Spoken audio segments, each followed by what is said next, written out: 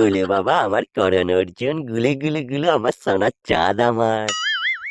এটা আবার কে রে বাড়া? এটা মনে হয় আমাদের বাপ হবে। আমরা মনে হয় আবার নতুন করে জন্ম নিয়েছি, বুঝলি?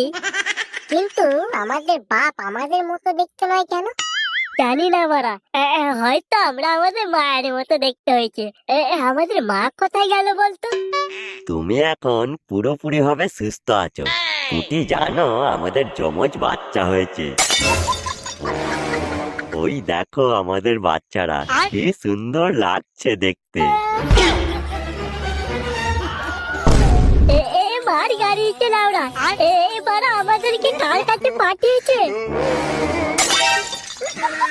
ভাই বড়া, কার কাছে আমরা পৌঁছেছি রে লাউড়া? এইরকম হয়ে গেল কেন? আমি কাদের দেখছি? এরা কিভাবে এলো? এরা যে হুবহু ওদের মতো দেখতে। হে ভগবান, তুমি কি লীলা দেখালে আমাদেরকে?